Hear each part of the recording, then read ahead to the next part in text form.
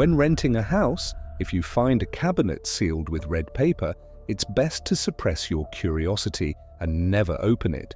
Who knows what terrifying thing might be unleashed? In 2023, Anna had just graduated from college.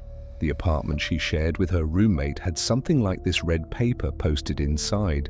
This apartment was located in an ordinary 3-story village building in the city. Not only was there red paper pasted on the wardrobe in the room, but there were also many other strange things about the place. To start, when they were renting the house, the landlords were an elderly couple. After agreeing on the price, the couple made an odd request to Anna and Ethan. They handed each of them a palm-sized piece of red paper and asked them to write their names on it. They also requested that each person wrap a small amount of cash in the red paper. Any amount would do, whether bills or coins, they weren't picky. At the time, Anna, fresh out of school and inexperienced, thought it might just be one of those quirky requirements older landlords sometimes have.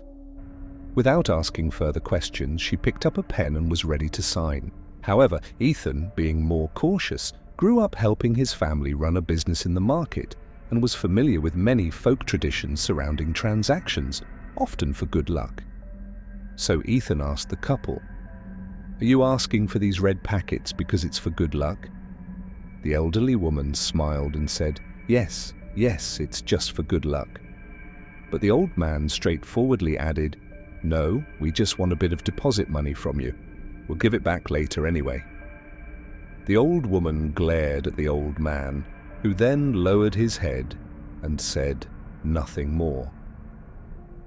At the time, Anna and Ethan thought the elderly couple was quite amusing and didn't think too much about it.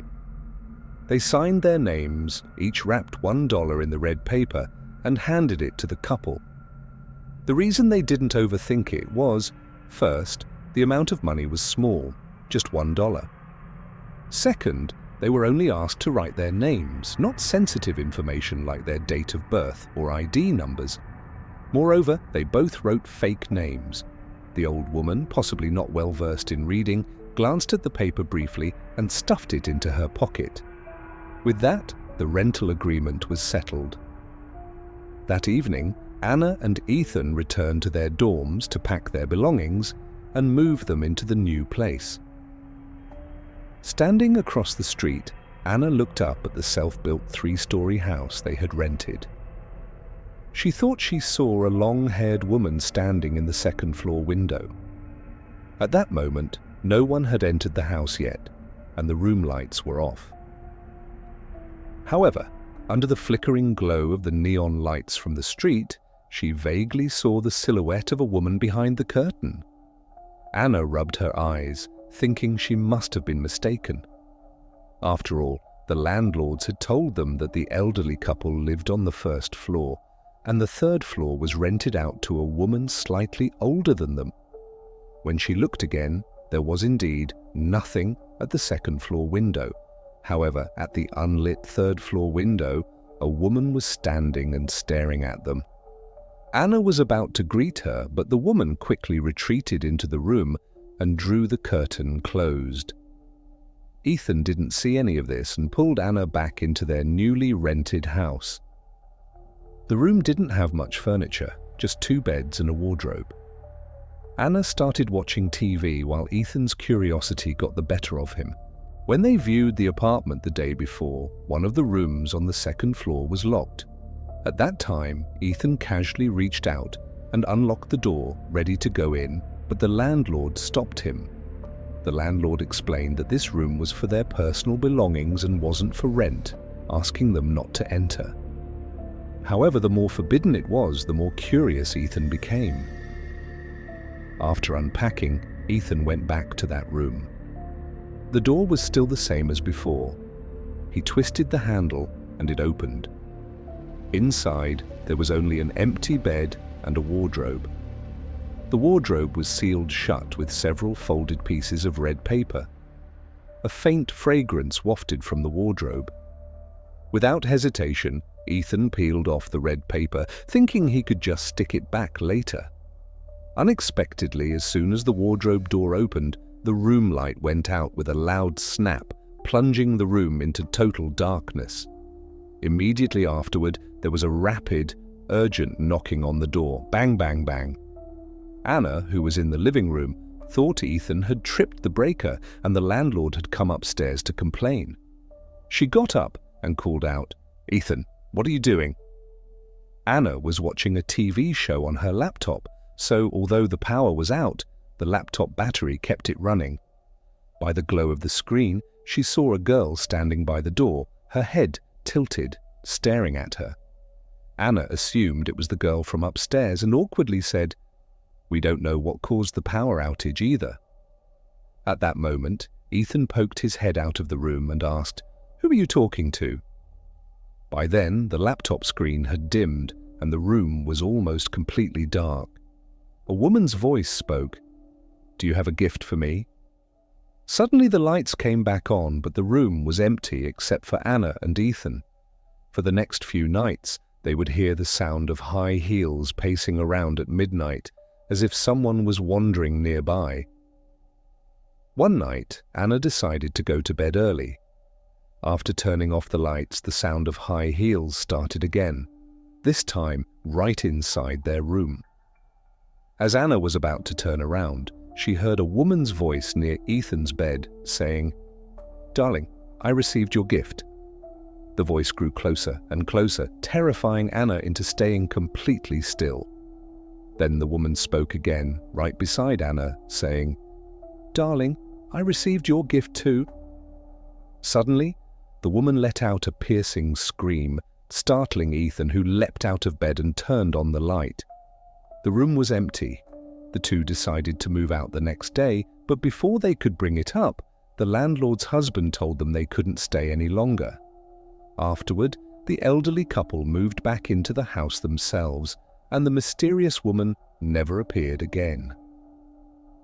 However, no matter where Anna and Ethan went, they were haunted by the woman every night. Would you be afraid of a ghost knocking on your door in the middle of the night? Especially when you're home alone. And it's not the front door, but the door to your bedroom. At first, Sally wasn't scared. She even took out her phone to record a video. Though her hands seemed to tremble slightly, she firmly believed she wasn't afraid. After all, she had a cat, which was kept in the living room. It might have somehow escaped its cage and knocked on the door. But it quickly became clear that wasn't the case. When Sally opened her bedroom door and went to the living room, she found the cat still peacefully sleeping in its cage. However, the balcony door was open for some reason, and the wind was blowing in. Sally figured she must have forgotten to close it before going to bed. So, for the first night's midnight knocking, Sally comforted herself by saying it was just the wind causing the noise. But the strange occurrences that followed made Sally think it wasn't so simple. First, the shoes Sally left on the rack by the door seemed to change position. Sally always placed her shoes with the toes facing the wall, but the next morning she found them turned outward. Being easygoing, Sally didn't think much of it at the time. However, after wearing those shoes all day, she came home and noticed her socks were stained red on the bottom. That was when Sally started paying attention. The second time she noticed her shoes had been moved, Sally picked them up for a closer inspection and found traces of red liquid inside. She couldn't figure out what it was or how it got there. She scrubbed the shoes repeatedly, but didn't dare wear them again. After that, she only left a few guest slippers by the door. This incident was unsettling, but what happened at work made things even more inexplicable. Originally, Sally had shared the apartment with her co-worker Zach, but Zach got fired for a mistake at work, so he moved out to find another job. For a while, there was no news from Zach, but recently he had become active again. He started posting photos from when they shared the apartment in a casual chat group for co-workers.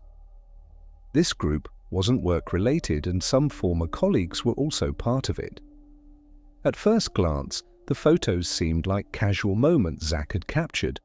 However, they often unintentionally revealed Sally's private life. For example, Zach had taken a picture of his new water bottle, but in the background Sally could be seen doing yoga in the living room. Although she was in her yoga attire, Sally didn't feel comfortable having such photos shared.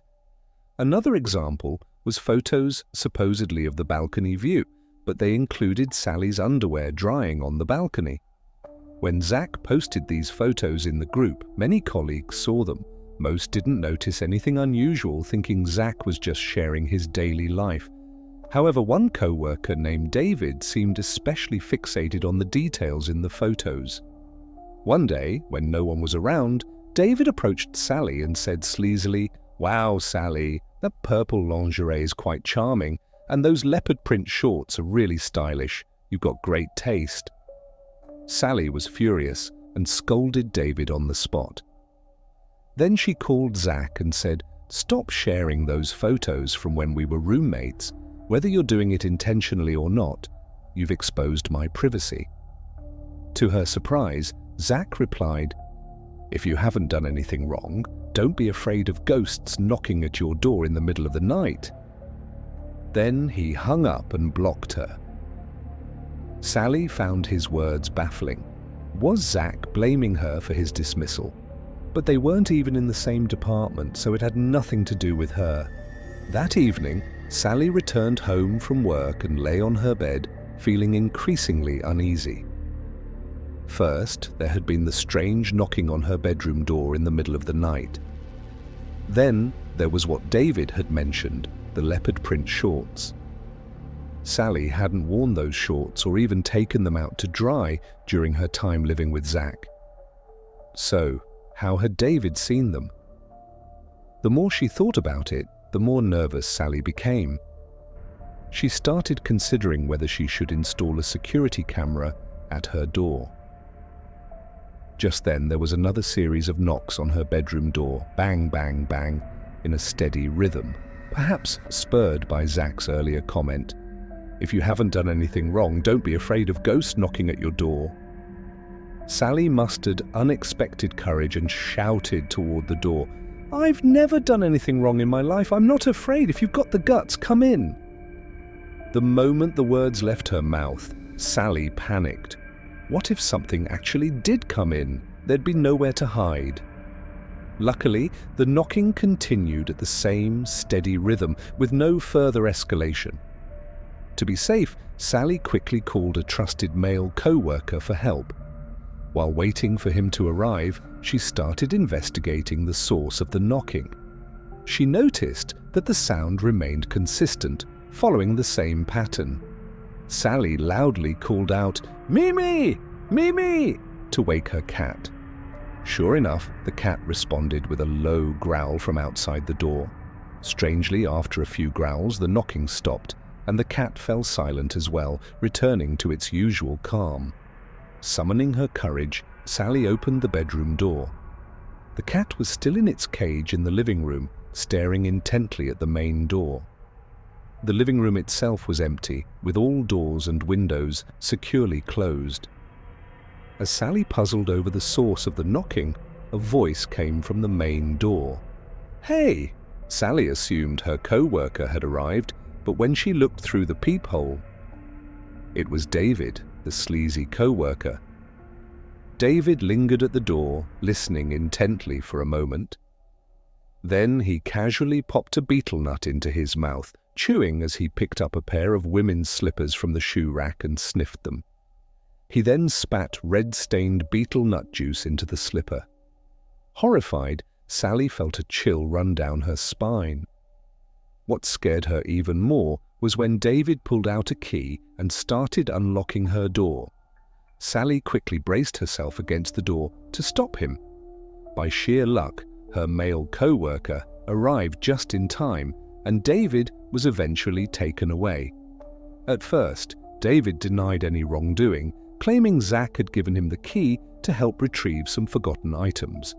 However, Zach had taken all his belongings when he moved out, and the only key had been returned to Sally. Despite David's denials, photos of Sally sleeping were found in his phone's gallery, dated to the first night Sally had heard the mysterious knocking. Fortunately, that night had been the first time David broke into her room, and he hadn't done anything worse. This time, his actions were caught early enough to prevent any potential danger.